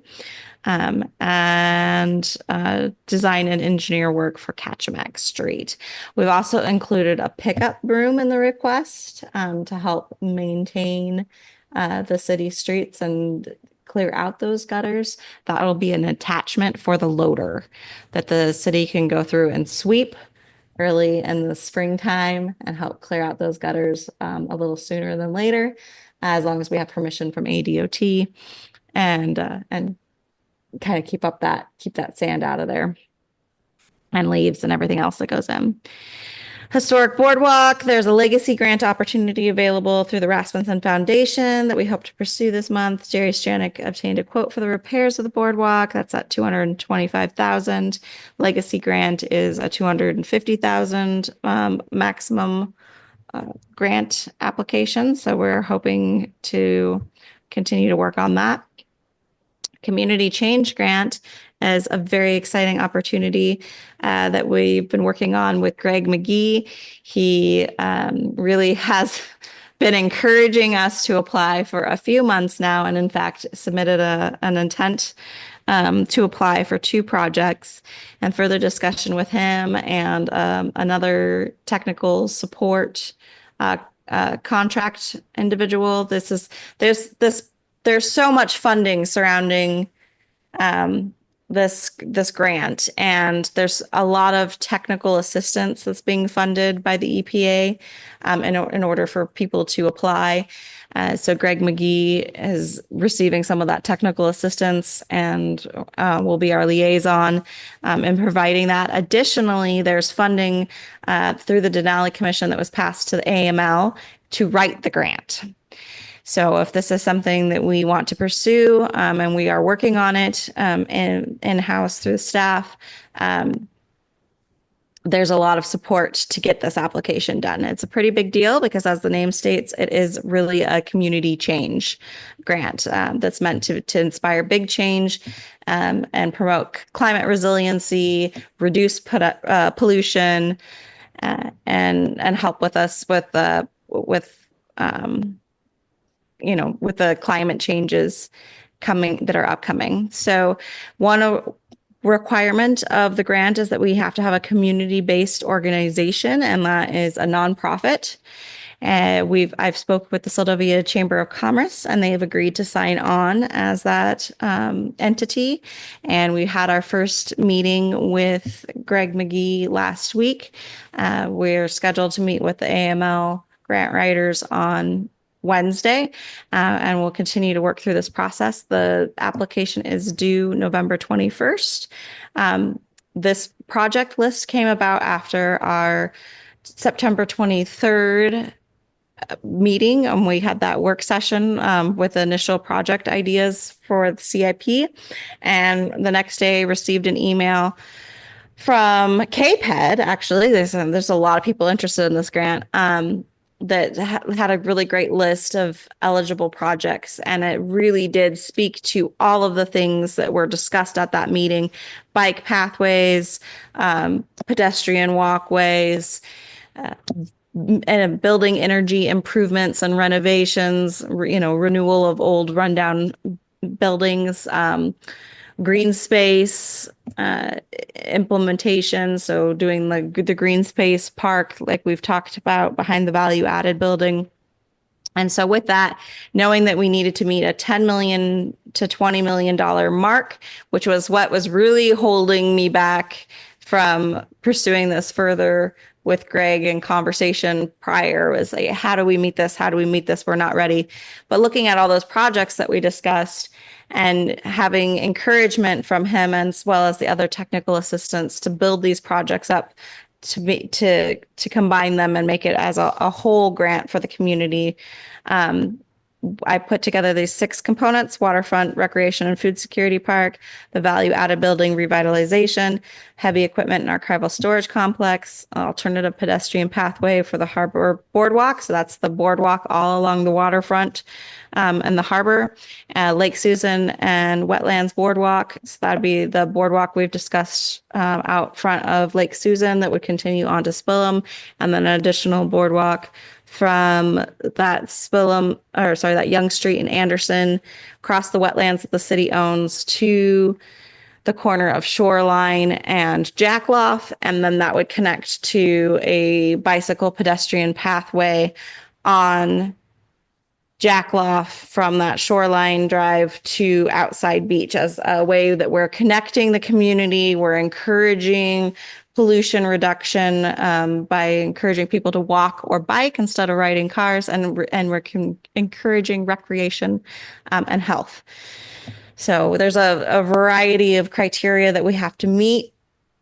And the grant writer, so Greg and myself in discussion believe we can meet those. The grant writer is going to review all of these proposals. That'll be the discussion on Wednesday to ensure that they meet those qualifications. And we're having great conversations with the Seldovia Chamber of Commerce about other ideas and implementation, like for instance, on that green space, including a compost bin that also further reduces pollution. So some really great input and feedback. And that grant closes November 21st.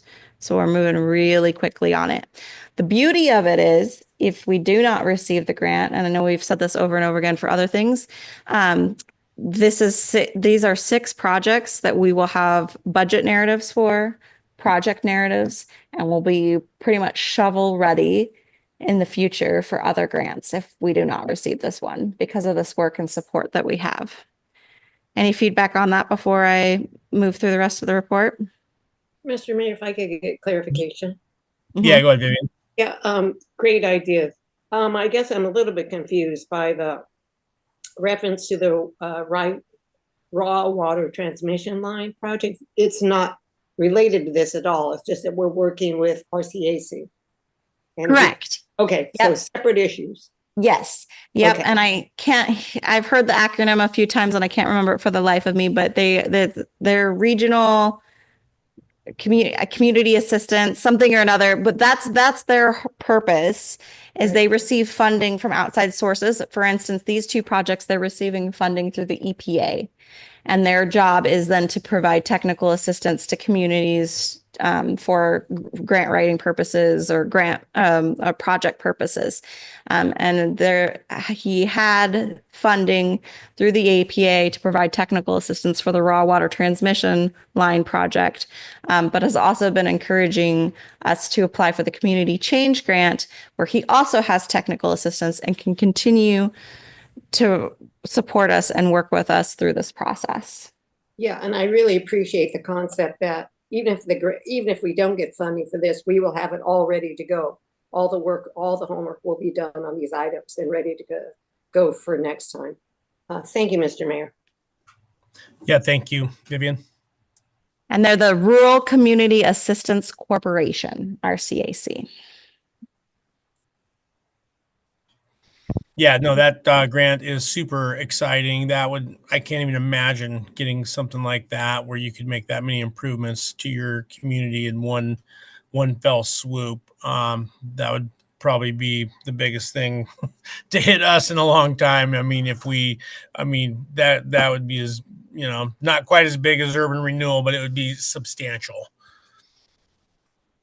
Mr. Mayor, if I may, what excited me most about this was the size of it, the help, but also that there's no financial buy-in from us. We only have positive to take away if our staff and then the partnership with the nonprofit can put in the manpower that's required to work with the support staff. I know that's medium.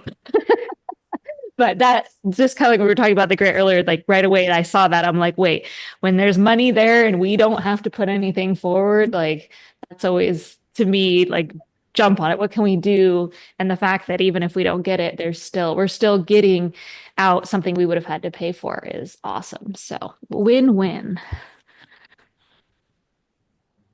And I would like to state as well, Mr. Mayor, that the one constraint is that the project has to be completed in 3 years.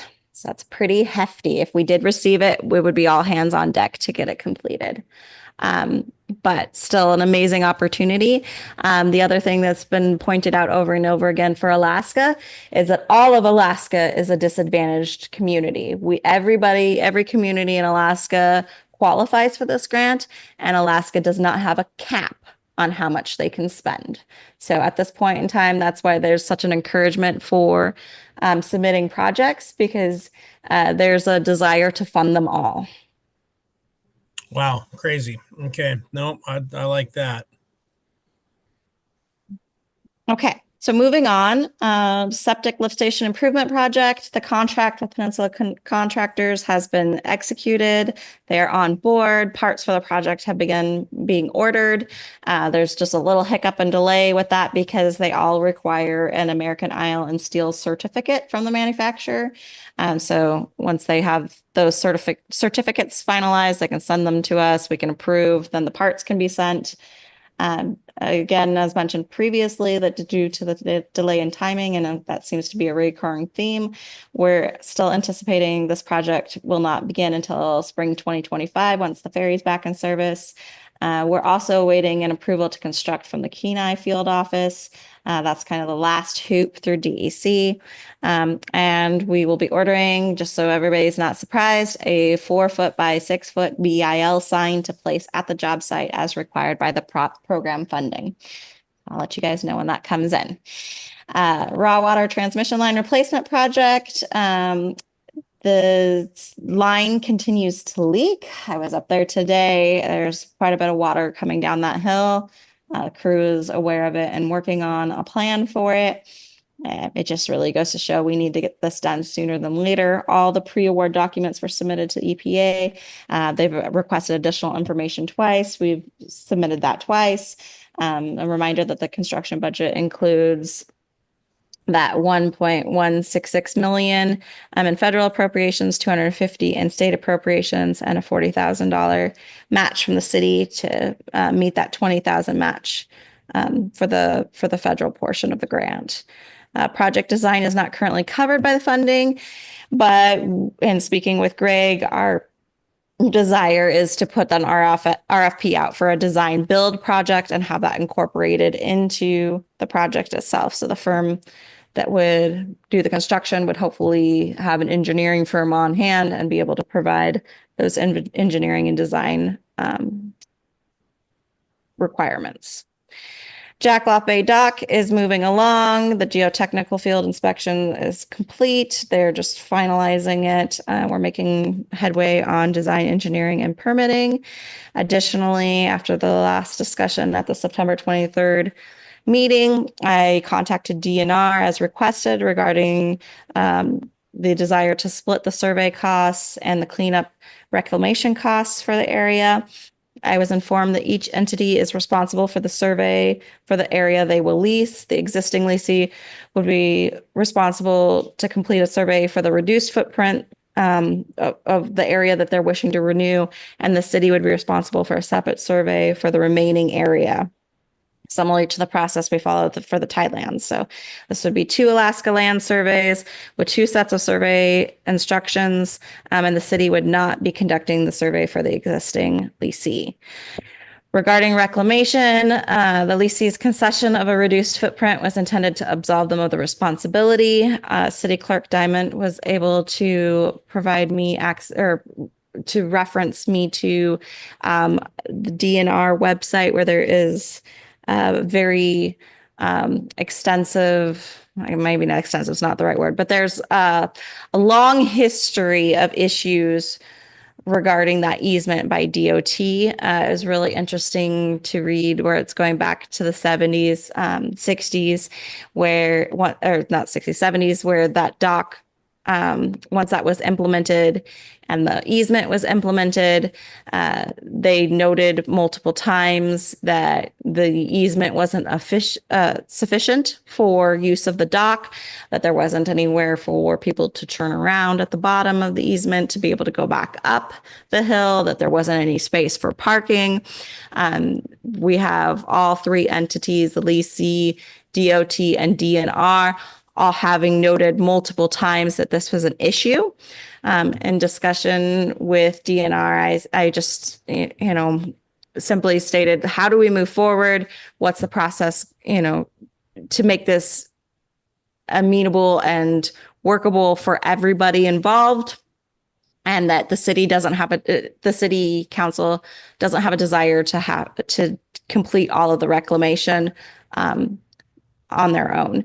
And in that discussion and talking about this long recorded case history, it was recommended and we're in agreement that DOT should be brought into this discussion because of their involvement through the process. I did speak with Tyler Tucker about this approach and intend to speak with the supervisor and the area planner about potential partnership for cleaning it up should this area be released from the lease with the leasee's renewal. So we are kind of working towards that steps, what that would look like.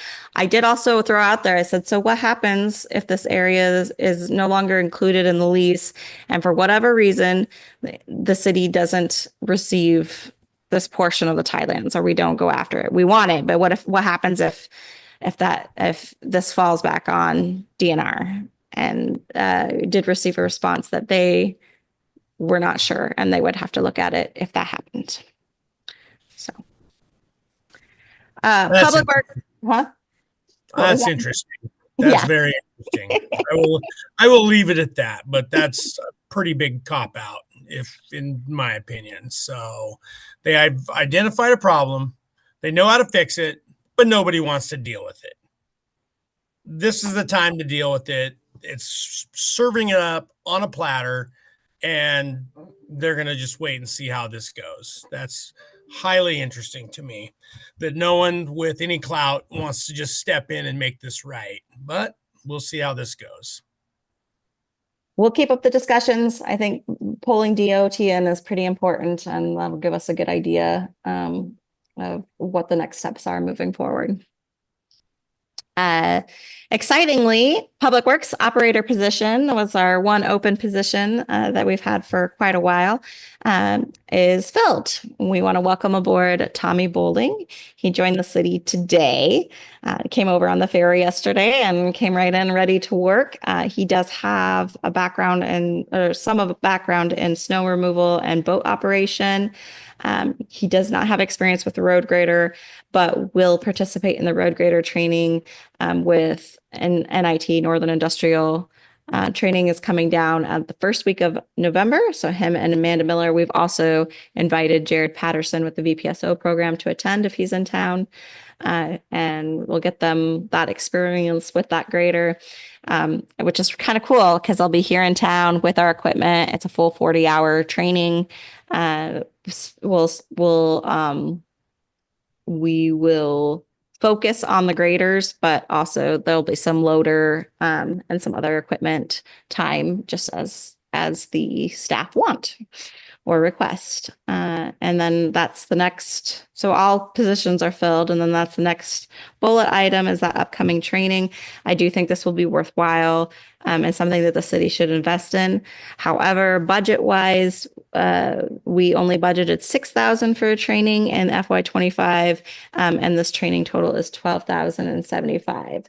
So if council is okay with it, I would like to continue to pursue this opportunity, and then we will allocate funds, whether that's from the ending fund balance or as we get closer to the end of the year, we can look at where that if we have any overage or any areas where we're not spending as we anticipated in order to cover this.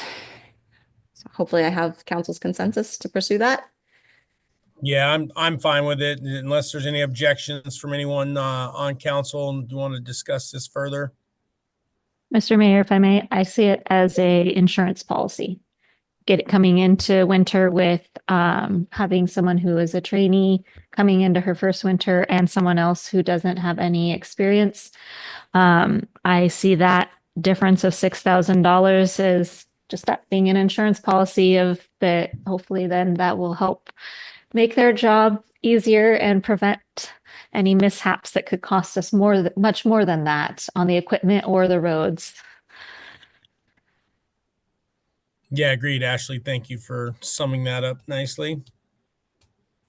Okay, then we will pursue that, or we'll continue pursuing that, and they'll be here that first week of November. So not a lot of other work will be happening that week, but we will definitely be in the equipment, or they'll be in the equipment, getting that hands-on training.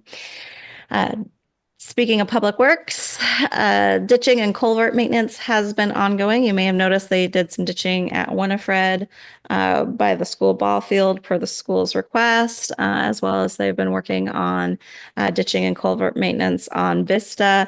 There's still a little bit left to do there, and they want to try to tackle the culvert maintenance needed on Rocky Street and Frank Raby this fall. We'll see how far we get with that. These items are also included in the next phase of stormwater management funding with the Aqua Grant. And we've just been talking very excitedly in the office how this will be a big focus, hopefully for next year, is to continue the ditching, culvert, and inlet maintenance, and really establishing that plan on what that looks like annually for taking care of those systems. The harbor water and washdown building have been winterized for the season, as well as I mentioned before, I believe that the RV park is closed for the season. AMHS supplemental winter service. Seldovia will be included in the RFP for supplemental service, and that's set to be issued by ADOT this fall. The KPB hazard mitigation plan is in its final stages. It's been sent to FEMA for their review and approval. A resolution to adopt the plan will be presented to the City Council at your guys' next meeting. The AML Local Government Conference, I've mentioned that before and just want to throw that back out there again, to be thinking about that for December 9th to 11th, depending on our new council member being appointed. Would encourage them to attend the newly elected training portion, and other council members who would like to attend. Of course, that's an opportunity for them as a refresher, as well as the rest of the conference. So you'll probably be hearing from us here in the next couple of weeks to start making those plans. And I believe everything else we've covered previously. So definitely open to any other questions or comments from council. Okay, thank you, Heidi. Any additional questions, comments for the city manager regarding the manager's report tonight?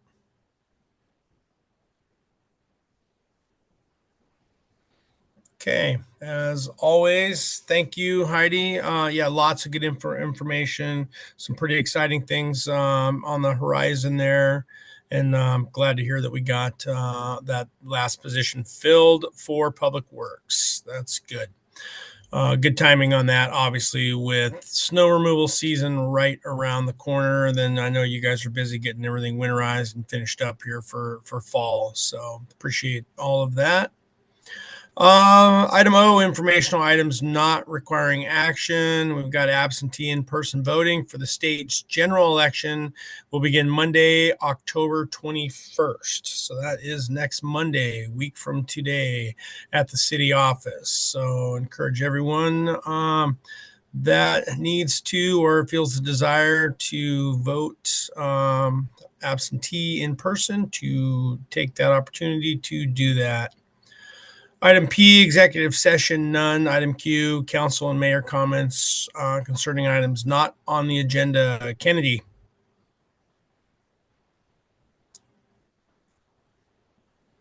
Thank you for all the information tonight, Heidi. I appreciate it. Sorry about being late. It's midnight here where we're at, and we're headed for Tampa tomorrow, right in the middle of the storm zone. So we'll see how that looks. You guys have a good week. Okay, thank you, John. Appreciate it. Peyton. Thanks for being here, John. So we had a quorum. Thanks, staff. You're great. Okay, thank you. Keith Lee. Nothing this evening. Okay, Langbart. No, thank you, Heidi, and thank you, Liz, for all the hard work. And that's all. Okay, and Rojas. Just thanks to everyone for your hard work.